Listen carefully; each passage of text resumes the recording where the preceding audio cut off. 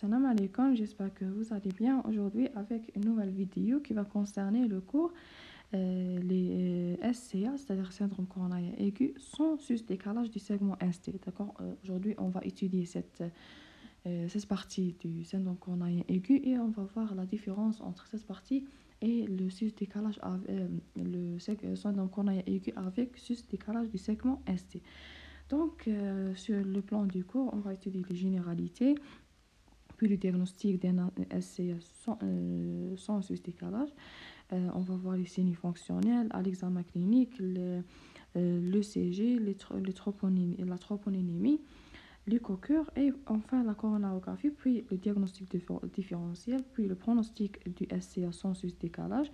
C'est-à-dire on va voir les trois niveaux, c'est-à-dire il y a des patients à haut risque, les patients à risque à très haut risque, puis à haut risque, puis à bas risque, et on va voir qu'est-ce qu'il faut faire, quelle est la conduite à tenir dans chaque cas. Et enfin, on a le traitement.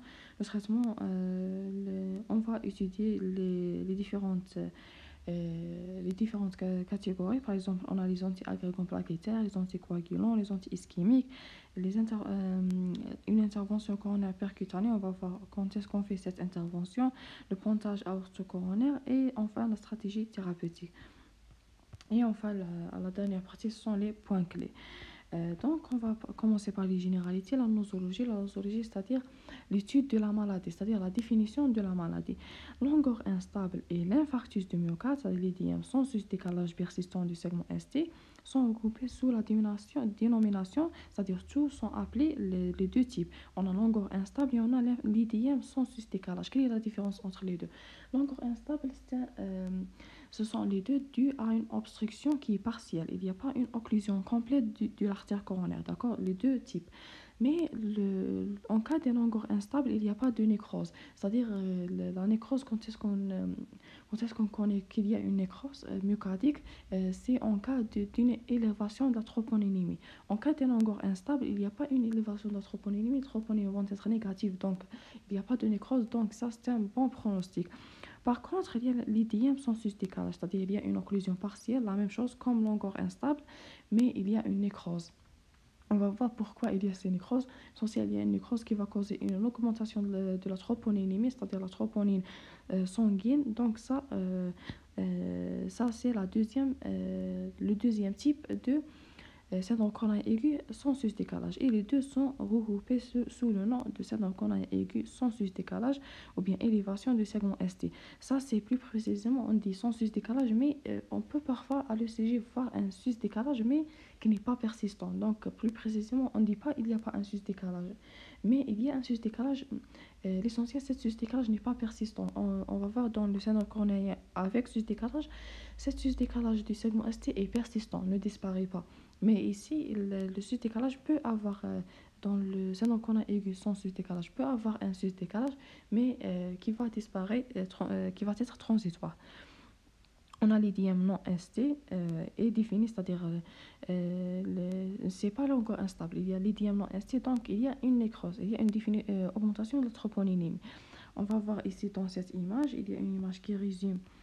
Il y a ici, quand on voit, on a à l'ECG, s'il n'y a pas un sus-décalage, il n'y a pas un sus-décalage du segment ST, donc on va voir les troponines, s'ils sont normaux. Donc ça, c'est un angor instable. S'ils sont élevés, donc ça, c'est un IDM avec IDM sans sus-décalage du segment ST ou bien le non-STEMI. Donc, on a l'IDM non ST est défini par la mise en évidence d'une élévation de la troponinémie, soit la troponine positive, au décours d'une crise angineuse. On va voir dans les signes cliniques, tous les types de syndrome coronarien aigu ont une douleur angineuse, d'accord? Dans le syndrome coronarien aigu avec sus-décalage, l'angine de la poitrine va être persistante. Par contre, dans la deuxième catégorie, sans sus-décalage, l'angor va disparaître après, d'accord? Mais quand est-ce qu'on fait le dosage des troponines? Quand le patient vient en urgence, il y a une douleur, on dose les troponines et on voit des troponines élevées et à l'ECG, on voit qu'il n'y a pas un sus-décalage du segment ST.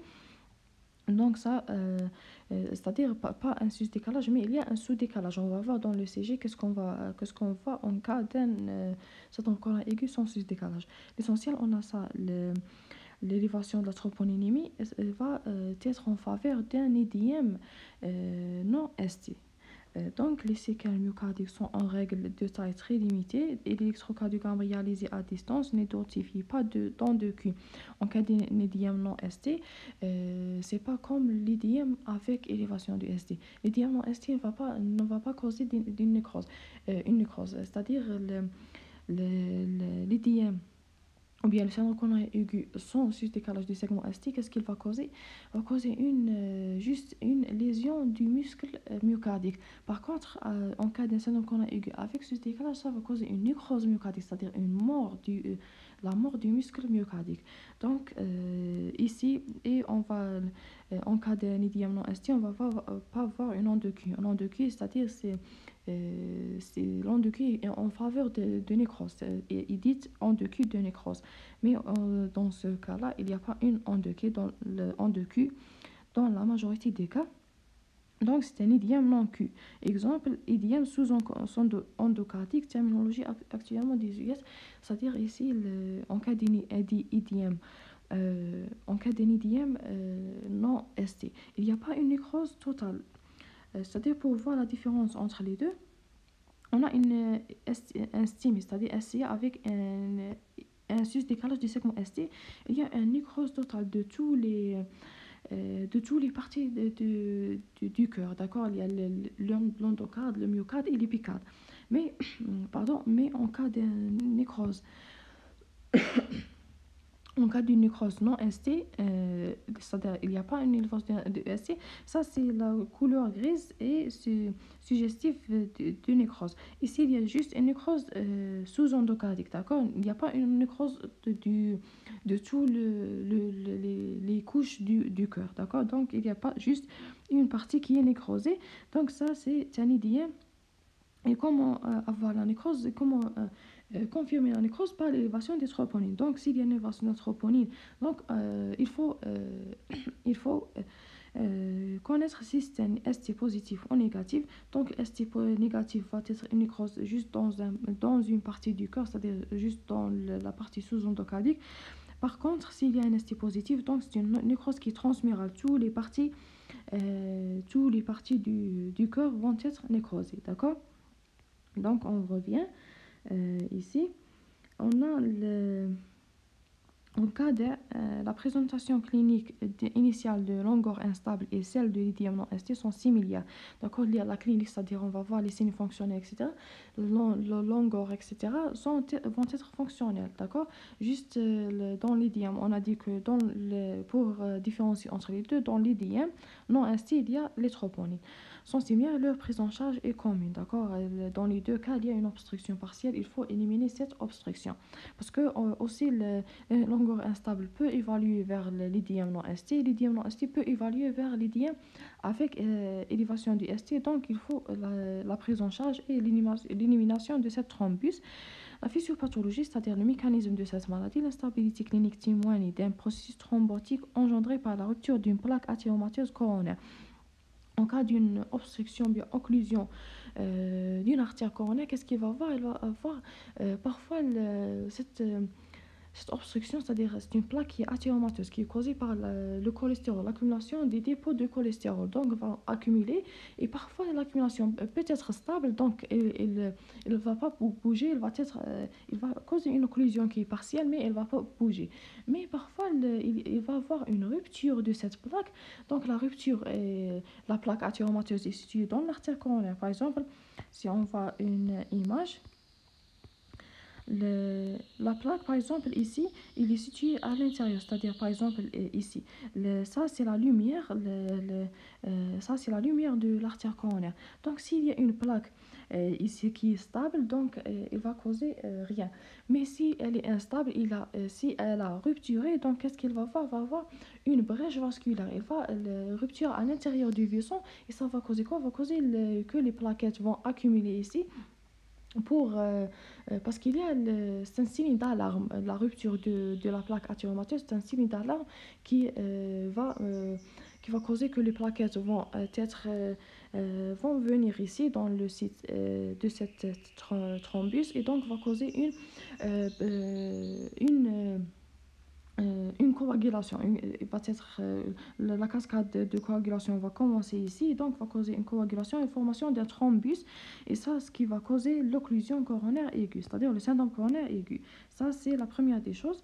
La rupture d'une plaque athéromatoeuse vulnérable car inflammatoire induit une réaction thrombotique locale. D'accord? Quand il y a une activation du plaquette, parce qu'il y a la rupture à l'intérieur du vaisseau, et donc le thrombus peut éventuellement se fragmenter.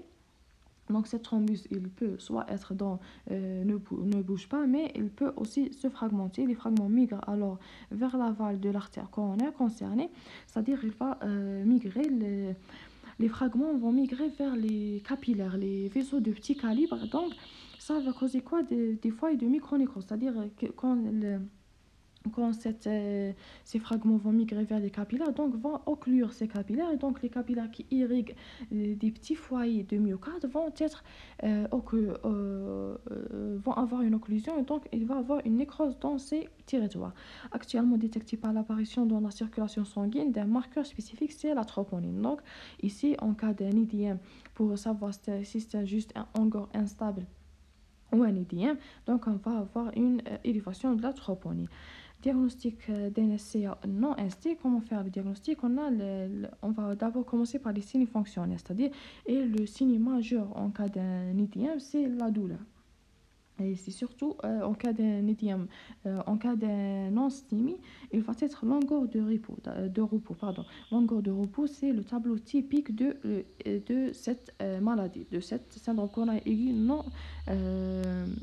ou bien sans décalage du segment ST. Donc, les caractéristiques de la douleur angineuse ou ses équivalents sont les mêmes que dans longueur stable. Longueur stable, c'est-à-dire sans il n'y a pas une rupture de la plaque athéromateuse. Donc ça, il va avoir une douleur par rapport, cette douleur est causée par l'occlusion, d'accord, causée par la plaque athéromateuse qui occlue l'artère coronaire et elle est de repos. En revanche, les circonstances de survenue sont différentes, d'accord. Le patient il y a plusieurs catégories des patients. On va voir, il peut être d'emblée provoqué devant par exemple, on a la première catégorie, longueur spontanée prolongée. Spontané, c'est-à-dire de repos, le patient est normal, a été normal, c'est-à-dire au repos, puis il a eu une douleur précordiale, angine de la poitrine qui est constrictive, d'accord. Longueur vient du mot constriction. Donc elle est constrictive et qui est supérieure à 20 minutes, mais elle va régresser. La caractéristique de SCA non ST, la douleur est régressive spontanément ou après absorption de trin-trin sublingual. Dans le ST positif, le SCA avec ST positif, la douleur ne régresse pas et elle est résistante à la trin-trin sublinguale. La trin-trin sublinguale, c'est une substance qui a pour but de dilater les vaisseaux coronaires et donc diminuer la douleur angineuse. On a ça, la première catégorie. Il y a la deuxième catégorie, c'est un longueur d'effort sévère. De nouveau, c'est-à-dire le patient vient, il dit que depuis quelques jours ou bien quelques semaines, l'essentiel inférieur pour une durée qui est inférieure à un mois, il a commencé à avoir des douleurs qui angineuses encore, mais à l'effort, d'accord. Quand il fait, par exemple, monte à la montée des escaliers, etc., à l'effort, il a eu cette douleur, mais on ne dit pas que c'est un longueur d'effort, on dit que c'est un longueur de nouveau parce que il est nouveau, d'accord, parce que il est pour une durée, il a commencé pour une durée qui est inférieure à un mois.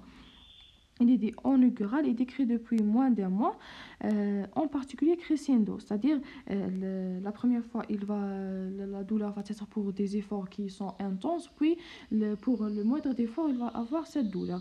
Donc, on dit que le patient a un longueur d'effort qui est sévère. On a la troisième catégorie, l'aggravation récente d'un longueur jusqu'à la stable. C'est-à-dire, la troisième, c'est-à-dire le patient, il a eu, par exemple, il a eu un angor, mais durant la dernière période, la dernière période, il a eu une aggravation. Et donc, le plus moindre effort va avoir une douleur qui est intense. Donc, ça, c'est la troisième catégorie. Et donc, la troisième peut évaluer jusqu'à la stable, c'est-à-dire qu'une angor qui peut évoluer pardon, vers l'angor du syndrome coronarien aigu avec ST. L'angor dans ce type est stable, c'est-à-dire ne disparaît pas. Et aussi, il est résistant à la trintrine, mais qui survient depuis peu pour des efforts moins importants, d'accord? Diminution du seuil ischémique ou qui cède plus lentement à l'arrêt de l'effort, d'accord? Par exemple, dans la deuxième catégorie, l'angor va céder à la trintrine, à la prise de la trintrine ou à l'arrêt de l'effort, mais la troisième catégorie, la douleur cède lentement après l'arrêt de l'effort ou bien après la prise de trintrine. Et enfin, la quatrième catégorie, c'est un angor apparaissant moins d'un mois après la constitution d'un IDM. C'est-à-dire, l'angor vient après l'IDM, après l'infarctus, d'accord? L'angor n'a pas à être annonciateur de l'IDM. C'est-à-dire, le patient a eu l'IDM, d'accord, quand on fait le CG, il a eu l'IDM précédemment, et après ça, il a eu l'angor, d'accord? On a après ça les formes atypiques, on est dans les signes fonctionnels toujours. Les formes atypiques, c'est-à-dire sont des douleurs mais ne sont pas angineuses, des douleurs non angineuses. Par exemple, elles sont cependant fréquentes, ces formes atypiques. Par exemple, il y a des douleurs à type de brûlure, d'accord? Ça, c'est une douleur qui est atypique, mais elle est aussi causée par le non-stémie. Il y a la douleur il y a autre type qui est une douleur qui est épigastrique, c'est-à-dire la partie supérieure ou bien la partie inférieure du cœur, d'accord? L'épigastrique de repos, c'est-à-dire de repos spontané, elle est épigastrique, thoracique en coup de couteau ou bien un coup de poignard, c'est-à-dire le coup de poignard, d'accord? Pseudo-pleurétique, c'est-à-dire elle ressemble à la douleur des syndromes pleuristiques, c'est-à-dire par exemple le pneumothorax, etc. Donc ça, la première des choses. Mais comment connaître que c'est une douleur qui est causée par le non-stémie? La première des choses, la douleur n'est pas influencée par la mobilisation du muscle de la région douloureuse, d'accord? En cas d'une douleur qui est épigastrique, etc., mais n'est pas causée par le syndrome coronarien aigu, elle va être influencée soit par la mobilisation de la région, ou bien la respiration profonde. Si elle est pleurétique, si c'est une douleur qui est pleurétique, donc va être influencée par la respiration. Mais dans ce cas-là, elle n'est pas influencée. Et aussi, la douleur n'est pas provoquée par une mauvaise position. Il n'y a pas une mauvaise position le patient n'a pas fait une mauvaise position qui a causé cette douleur, d'accord? Cette douleur a venu spontanément. Donc ça, comment connaître que c'est une douleur du syndrome coronarien aigu qui est atypique? On a après ça le terrain prédisposant. À l'interrogatoire, il faut chercher les antécédents, il faut chercher les facteurs de risque parce que cette douleur il y a plusieurs diagnostics différentiels de cette douleur. Donc il faut chercher s'il y a des facteurs de risque, comme par exemple les diabétiques, l'obésité, s'il a eu des antécédents de cette syndrome coronarien aigu, donc ça c'est un patient à haut risque, donc ça va être en faveur d'un syndrome coronarien aigu. Par exemple, on a en règle chez un patient présentant des facteurs de risque de l'athérosclérose, par exemple l'âge est un sujet âgé, le sexe, c'est-à-dire surtout chez l'homme, le diabète, l'insuffisance rénale, les dyslipidémie, l'HTA, intoxication tabagique, surcharge pondérale, c'est-à-dire l'obésité, et la sédentarité, c'est-à-dire un patient qui ne bouge pas beaucoup, d'accord? Par exemple, à cause de la profession, etc., ne bouge pas beaucoup. Donc, ça va être en faveur ce sont des facteurs de risque, donc, sont en faveur d'un syndrome coronarien aigu. Aussi, il faut chercher éventuellement en cas de lésion antéromateuse connues, c'est-à-dire il a des antécédents coronaires, il a eu cette douleur avant. Donc ça, c'est un terrain qui est prédisposant et sont en faveur du diagnostic du syndrome coronarien aigu. À l'examen clinique, il va être habituellement normal. On va pas avoir quelque chose qui est particulier sauf la douleur. L'essentiel sur la douleur qui est un signe fonctionnel, mais l'examen clinique qui va être normal, sauf il y a en cas d'une complication. On va voir, il permet d'éliminer d'autres causes cardiaques, la péricardite ou non cardiaque pneumothorax, de douleurs précordiales. Si on fait l'examen clinique, on va éliminer par exemple la péricardite. La péricardite a des particularités qui ne ressemblent pas au syndrome coronarien aigu ou non cardiaque, par exemple le pneumothorax. Il faut éliminer les causes des douleurs précordiales. La première des choses, ils vont être éliminés par l'examen clinique. Il peut identifier d'autres localisations d'attirance. C'est-à-dire, à l'examen clinique, on peut avoir un souffle vasculaire, c'est-à-dire la migration des fragments de la plaque d'attirant vers les vaisseaux. Donc, on va à l'auscultation des vaisseaux, par exemple un vaisseau périphérique, donc on va ausculter un souffle. Ou bien aussi, on peut voir une abolition d'un pôle périphérique. À la palpation, l'abolition d'un pôle est en faveur de la migration d'un thrombus vers une artère périphérique. Et on comprend la mesure de la pression artérielle. Aussi, il faut mesurer la pression artérielle. Aussi, il recherche des signes d'instabilité hémodynamique, râle, crépitant et galop.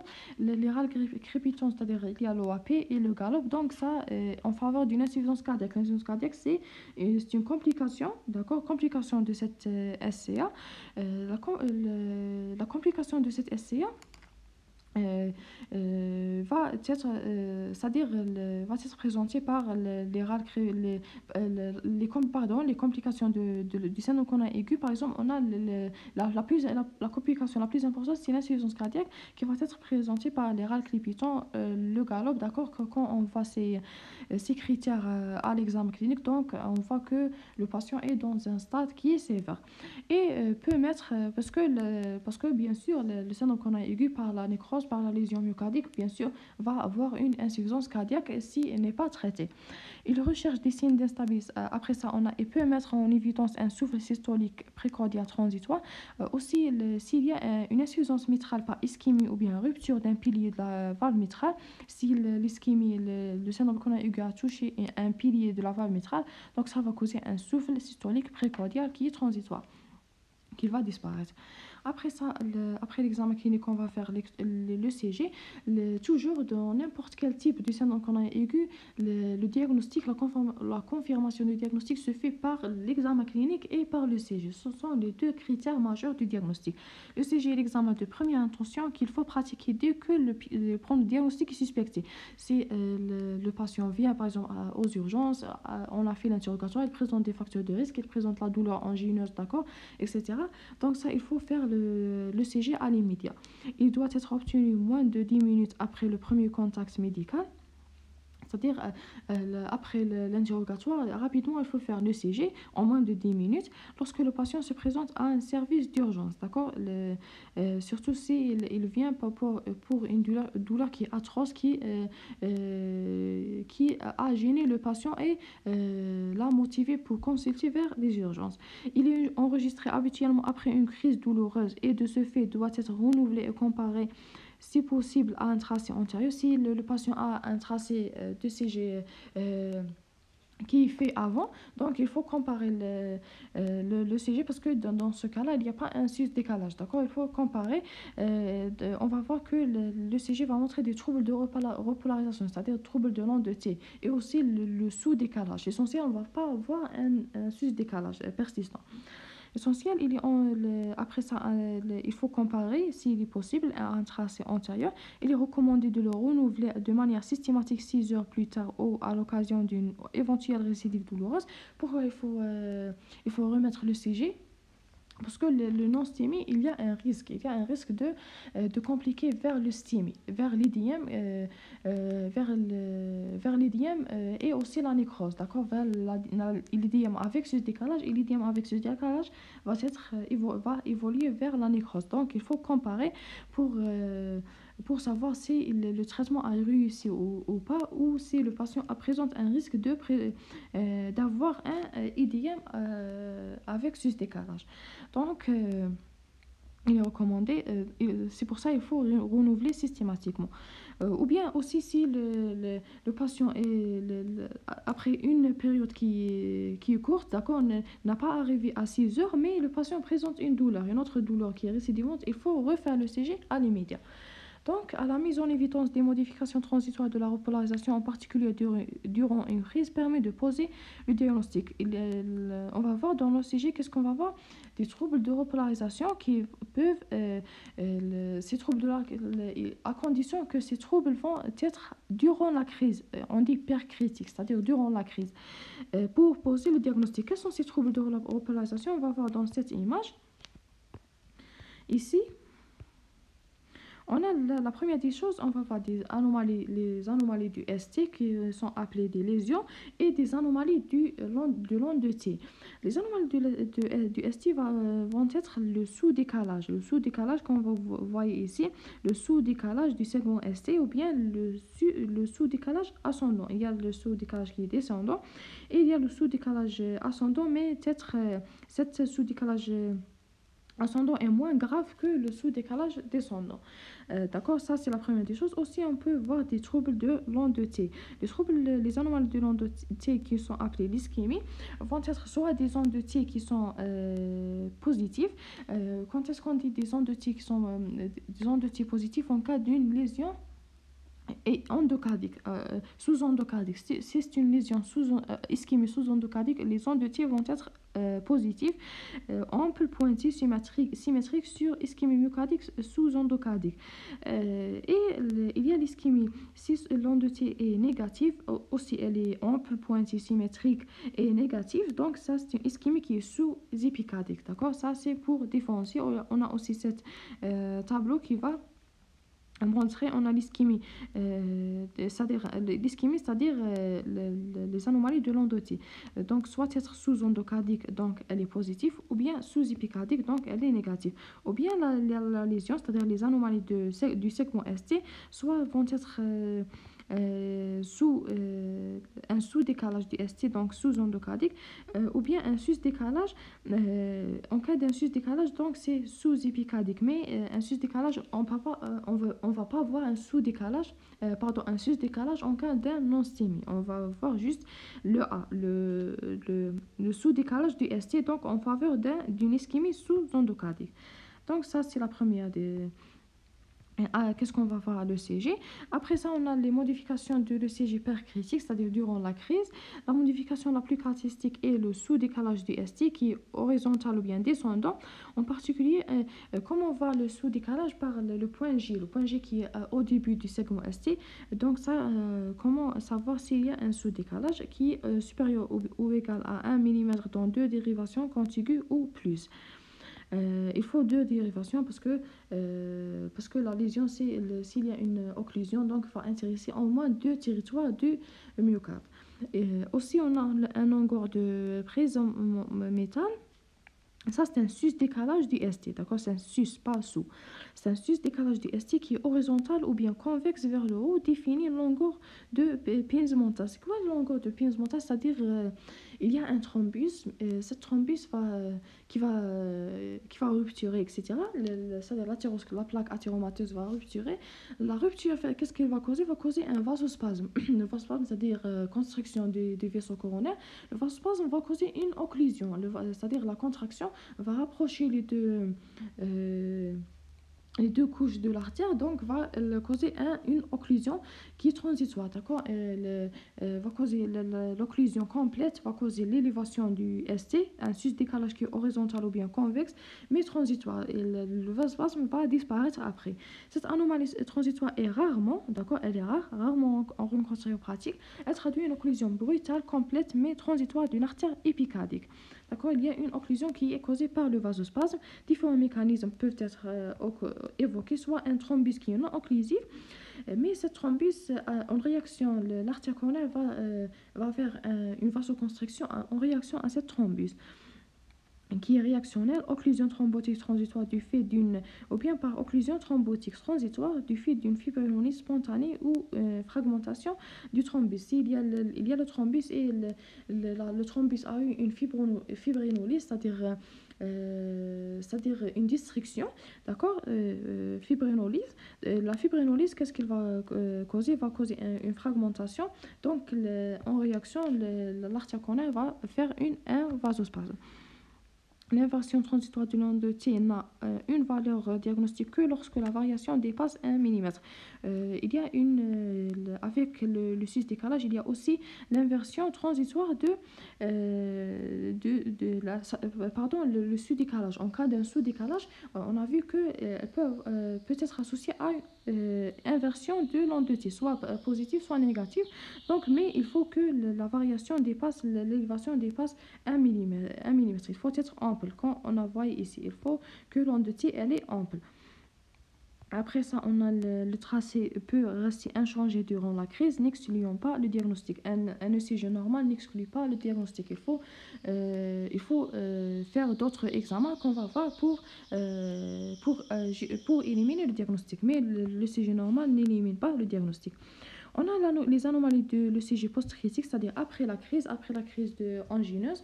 Les mêmes anomalies du ST et de T observées à distance d'une crise douloureuse ont moins de valeur, mais peuvent être en faveur du diagnostic après avoir éliminé les facteurs confondants, c'est-à-dire surcharge ventriculaire gauche, troubles de conduction intraventriculaire, etc.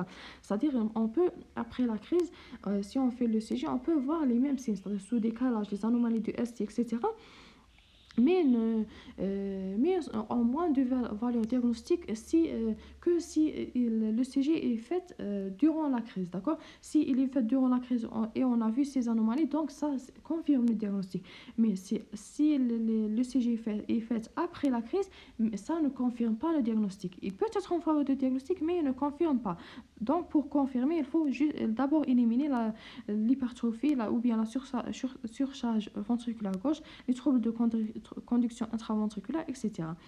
La constatation d'une onde de T négative profonde et symétrique dans les dérivations antérieures traduit habituellement une sténose sévère de l'artère interventriculaire antérieure. C'est-à-dire, on a fait le CG aussi après la crise et on a vu que l'onde de T elle est négative, profonde et symétrique, elle est ample aussi dans les dérivations antérieures, c'est-à-dire V1, V2, V3, donc ça va être en faveur d'une sténose dans l'interventriculaire antérieure. Après ça, on a la troponinémie. Après le CG, il faut le dosage des troponines pour savoir si c'est un ongo instable ou bien juste pour savoir si c'est un IDM non insti ou bien juste un ongo instable. Les troponines T et I sont des marqueurs spécifiques de la nécrose myocardique, d'accord? Il faut soit des troponines T ou bien I qui sont des marqueurs de la nécrose myocardique. L'élévation de la troponinémie dans les suites d'un accident coronaire non occlusif traduit une occlusion capillaire d'origine embolique. S'il y a une élévation de troponinémie et le syndrome le CG, on sait que c'est un syndrome qui est non occlusif, il n'y a pas une occlusion totale, il n'y a pas une élévation du segment ST, donc ça va être en faveur d'une occlusion capillaire qu'on a parlé, c'est-à-dire la migration des fragments du thrombus vont migrer en aval et occlure des capillaires, des vaisseaux de petit calibre et causer des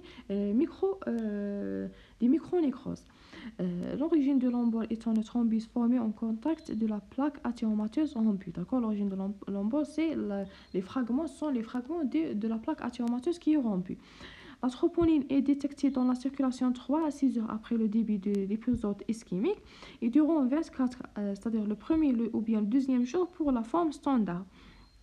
Et 1 à 3 heures pour les troponines ultra ou de haute sensibilité. C'est-à-dire, si on a utilisé des troponines de haute sensibilité, on va voir l'élévation dans les premières heures, de la première à la troisième heure. Mais aussi on peut détecter l'élévation de la troponine 3 à 6 heures après le début de l'épisode ischémique. Aussi, durant les 24, l'essentiel, il faut répéter le dosage des troponines. Ces formes ayant une très grande sensibilité avec une valeur prédictive négative élevée. La valeur prédictive négative, c'est quoi? C'est-à-dire la possibilité C'est-à-dire, s'il y a, il y a une valeur prédictive positive, il y a une valeur prédictive négative. La valeur prédictive négative est quoi? C'est-à-dire après le dosage, par exemple, des troponines, et les troponines sont négatives. Donc ça va éliminer le diagnostic. Mais si on dit que il y a une valeur prédictive positive, c'est-à-dire après le dosage de quelque chose, de quelque substance, elle est négative, mais ça n'élimine pas le diagnostic, d'accord? Le diagnostic peut être positif malgré la substance qui est dosée, elle est négative. Mais en cas de troponine, il y a une valeur prédictive négative élevée. Ça veut dire quoi? Ça veut dire que si on a vu, si au dosage des troponines, on a trouvé que les troponines sont négatives, donc ça va être en faveur, ça va éliminer la nécrose, d'accord? Ça, c'est qu'est-ce que ça veut dire, la valeur prédictive négative? Le dosage, ou bien le dosage par une technique qui est ultrasensible doit être effectué dès le premier contact médical. Après le CG, il faut directement faire le dosage des troponines. Le résultat doit être rapidement obtenu.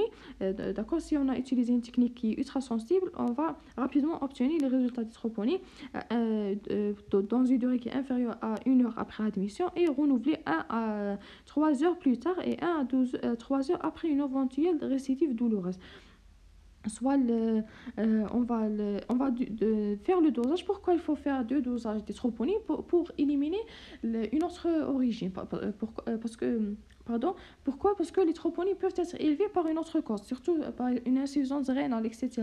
Donc, si les troponines sont élevées par une autre cause, en dehors d'un syndrome coronaire aigu, donc les troponines ne vont pas être élevées c'est-à-dire on fait le premier dosage et on fait le deuxième dosage, les troponines vont être la même valeur. D'accord? Si on a trouvé une valeur dans le premier dosage, la valeur ne va pas être changée dans le deuxième dosage. D'accord?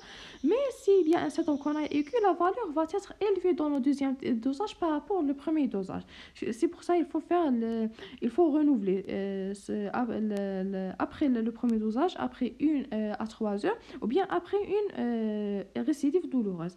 Elle a une valeur diagnostique et pronostique, d'accord? Les troponines vont aussi confirmer le diagnostic d'un IDM et éliminer l'angor instable. L'échocardiographie, l'échochœur, pour éliminer, n'est pas essentiel, mais pour éliminer le diagnostic différentiel. Par exemple, les syndromes aortiques aigus, la péricardite, l'embolie pulmonaire, les anomalies permanentes de la repolarisation, par exemple par hypertrophie ou bien dilatation ventriculaire gauche, aussi permet d'évaluer la fonction segmentaire et globale du ventricule gauche, pour éliminer pour savoir s'il y a une complication, une insuffisance cardiaque ou non. D'accord, pour savoir le pronostic de cette syndrome coronaire aiguë. La coronarographie, c'est-à-dire l'imagerie des artères coronaires, permet d'identifier la lésion coupable du syndrome coronaire aigu et d'évaluer la possibilité technique de son traitement. La coronarographie va pour l'évaluation de l'artère coronaire et voir si on peut faire une angioplastie, c'est-à-dire une élimination du thrombus. C'est une méthode qui est invasive. L'abord artériel radial est préféré à l'abord fémoral. Pourquoi? Afin de réduire le risque hémorragique d'une procédure réalisée sous traitement antithrombotique. En cas d'incident qu'on a aigu, on va voir que le traitement va être antithrombotique. Il faut faire les anticoagulants. Pourquoi? Pour éliminer le thrombus. Mais si on fait ce traitement antithrombotique, il faut éviter c'est-à-dire la coronarographie dans l'artère. Il faut éviter l'abord fémoral parce que l'artère fémorale est plus grande et donc va causer l'abord fémoral peut causer des hémorragies, d'accord, qui vont être sévères, surtout le patient ici est sous traitement antithrombotique, donc il faut faire l'abord radial. Aussi, on a après ça le diagnostic différentiel, on a les précordialgies. Les précordialgies, c'est-à-dire les douleurs dans la région précordiale qui est autour du cœur. Une précordialgie spontanée transitoire peut avoir une origine pleuropulmonaire, comme on a dit. Elle peut être pleuritique, thoracique, gastroduodénale. Il faut éliminer ces causes. On a aussi les anomalies de l'ECG ne sont pas pathognomoniques de l'ischémie myocardique et ce sont les variations percritiques, c'est-à-dire le CG post-critique. On a dit que le CG post-critique peut avoir, si on a vu les anomalies, c'est-à-dire les anomalies du ST et du T après la crise, ça ne confirme pas le diagnostic. Il faut que le CG, les anomalies sont vues durant la crise. Ce sont les variations percritiques, c'est-à-dire durant la crise de la repolarisation, qui ont la valeur diagnostique la plus importante. Ce sont ceux qui vont confirmer le diagnostic. On a après ça une anomalie biologique, c'est-à-dire l'élévation de la troponine. On a dit qu'il y a d'autres causes. Par exemple, il y a les causes d'élévation chronique et il y a les causes d'élévation aiguë. L'élévation chronique, c'est-à-dire l'élévation a évolué par le temps. On a par exemple la maladie coronaire stable, l'insuffisance cardiaque chronique, la cardiomyopathie hypertrophique, l'amylose cardiaque, l'insuffisance rénale chronique, surtout c'est l'insuffisance cardiaque chronique et la transplantation cardiaque vont avoir une élévation chronique des troponines. Et aussi, il y a les causes d'élévation aiguë, par exemple le syndrome coronarien aigu, la myocardite, l'angioplastie coronarienne, poussée d'insuffisance cardiaque, tachycardie supraventriculaire, chirurgie cardiaque, défibrillation et cardioversion, contusion cardiaque, etc. Il y a plusieurs. L'essentiel, comme on a dit, comment différencier les troponines. S'il y a une autre cause, par exemple une cause parmi ces causes-là, s'il y a pour différencier le premier dosage, la valeur des troponines dans le premier dosage va être la même valeur que dans le deuxième dosage. Par contre, en cas de syndrome coronarien aigu, si on fait un premier dosage et après ça on fait le deuxième dosage, on va voir que les troponines vont être élevées par rapport au premier dosage. Pourquoi? Parce qu'il y a une nécrose. La nécrose va évoluer, d'accord? C'est ce qui va causer une augmentation des troponines dans le deuxième dosage. On a après ça le pronostic du syndrome coronarien aigu sans décalage persistant du segment ST. On a le pronostic, c'est-à-dire la gravité de la maladie. Il faut savoir la gravité, d'accord, pour mettre le traitement qui est, le traitement qui est indispensable. Par exemple, on a le diagnostic, la première des choses sont les généralités. Le diagnostic positif étant difficile, il est établi parallèlement au diagnostic de gravité. Le risque de décès ou bien d'évolution occlusive du thrombus, d'accord, le syndrome coronarien aigu sans décalage, il peut évoluer vers un SCA avec décalage et aussi après ça vers la nécrose et donc la mort myocardique et donc la mort de la personne. Ils doivent être évalués à l'admission et réévalués en fonction d'éléments recueillis lors de la période d'observation. Il faut que l'évaluation du pronostic dès les premières heures, d'accord? Il faut faire l'évaluation à l'immédiat, d'accord? Et réévaluer en fonction d'éléments recueillis lors de la période d'observation. On a 3 facteurs de risque majeurs sont facilement d'accord. Comment savoir si c'est un patient à haut risque ou bien à bas risque? Il faut, s'il y a un des 3 éléments ici, donc c'est un patient qui est à haut risque, d'accord? Ils sont facilement retenus. On peut facilement voir ces signes chez les patients. On a longueur spontanée prolongée et récent, d'accord? S'il est prolongé supérieur à 20 minutes et il est récent, donc c'est un patient c'est un facteur de risque majeur. Aussi, le sous-décalage fluctuant du segment ST, c'est quoi le sous-décalage fluctuant? C'est-à-dire quand on fait le CG et on répète, on a dit qu'il faut répéter le CG plusieurs fois. Qu'est-ce qu'on va voir? On va voir que durant la crise, par exemple, le ST va être sous-décalé dans par exemple, les dérivations antérieures de V1 à V4, ou bien V1, V2, V3. Puis, le deuxième ECG, on va voir que le sous-décalage est dans le territoire latéral. Par exemple, le D1 et AVL, puis après ça vers le inférieur, le D2, D3, d'accord. Donc, il va être fluctuant, c'est-à-dire chaque fois on fait le CG, on voit le sous-décalage dans une région différente. Donc, ça, c'est en faveur d'une ischémie qui est grave, d'accord, et donc c'est un facteur majeur de risque. Et on a la troponinémie positive, donc c'est en faveur de nécrose, des micronécroses. Donc les micronécroses vont évoluer vers des macronécroses, donc ça c'est un facteur de risque majeur. On a les sociétés savantes de cardiologie identifient 3 niveaux de risque. qui conditionne le degré d'urgence et la prise en charge. D'accord? Chaque catégorie, il y a 3 catégories qu'on va voir. Chaque catégorie a une conduite à tenir différente. Donc, la première catégorie sont les patients. On a les patients à très haut risque, puis on a les patients à haut risque, puis on a le faible risque. Pour dire que c'est un patient à très haut risque, il faut la présence en moins d'un critère de risque très élevé. Pour dire que c'est un patient à haut risque, donc il faut la présence en moins des critères de risque élevés, sans critères de risque très élevés. Et après ça, on a pour le patient à faible risque, il faut qu'il n'y a aucun des critères, soit les critères de très haut risque ou bien des critères de haut risque, d'accord? On a les patients avec un très haut risque. On va juste voir quels sont les critères, puis on va voir la conduite à tenir. On a il y a une instabilité hémodynamique ou bien arrêt cardiaque, instabilité hémodynamique, par exemple hypoxie, etc.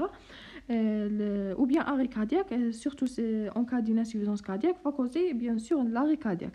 La douleur thoracique qui est récurrente ou bien réfractaire malgré le traitement, une douleur qui est résistante au traitement, donc ça c'est un facteur de très haut risque.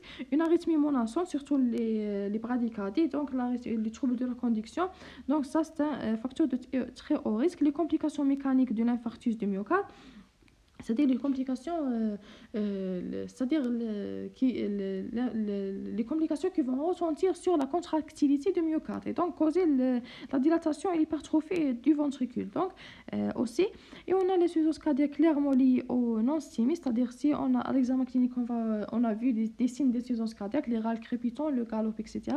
Donc ça aussi c'est un facteur. Et enfin la présence d'un sous-décalage ST qui est supérieur à 1 mm dans plus de 6 dérivations avec un sous-décalage sur AV1 ou V1. Donc ça va être en faveur d'une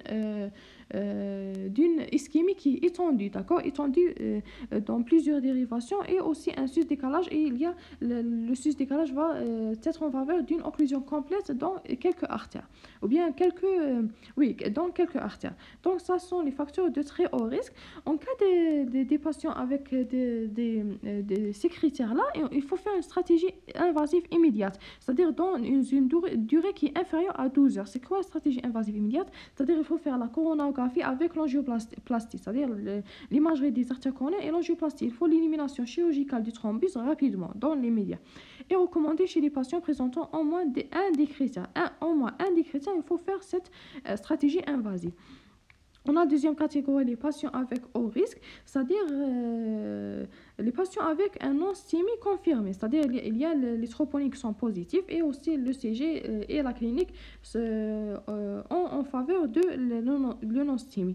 Les modifications dynamiques du segment ST suggérant une ischémie, c'est-à-dire les modifications dynamiques, c'est-à-dire aussi la fluctuation, c'est-à-dire chaque fois on voit que le sous-décalage est dans une dérivation. Un sus-décalage du segment ST transitoire, s'il y a un sus-décalage mais rapidement disparaît, et on fait le score de Grasse qui est supérieur à 140. C'est quoi le score de Grasse? C'est-à-dire score calculé à partir des données, c'est-à-dire l'âge, la fréquence cardiaque, la pression artérielle systolique, la créatinémie, les stades Killip, c'est-à-dire les stades de l'insuffisance cardiaque. On a vu les stades de 1 à 5. Et on a la présence d'un sous-décalage du ST, troponinémie qui est supérieure à 0, c'est-à-dire élevé, arrêt cardiaque. Une valeur est définie de 3 niveaux de risque. D'accord? Si on a calculé le score et on a trouvé que c'est supérieur à 140, donc c'est un facteur de haut risque. Donc ici, il faut faire une coronographie dans les 24 heures pour tout patient avec un de ces critères. Il faut rapidement faire la coronographie ou bien aussi la stratégie invasive, c'est-à-dire avec l'angioplastie dans une durée qui est inférieure à 24 heures. Et enfin, le faible risque, aucun des critères de trait ou bien de haut risque. Il n'y a pas un des critères qu'on a parlé. Dans ce cas-là, quelle est la conduite à tenir? Il faut faire un coroscanner, il faut faire une imagerie. Il faut prouver que il faut éliminer l'ischémie, d'accord? Par exemple par l'IRM, le coroscanner ou bien la scintigraphie. Donc si on n'a pas vu l'ischémie, donc c'est bien, c'est un bon pronostic. S'il y a une ischémie, il faut faire aussi la stratégie invasive. La prochaine fois, Inch'Allah, on va parler du traitement.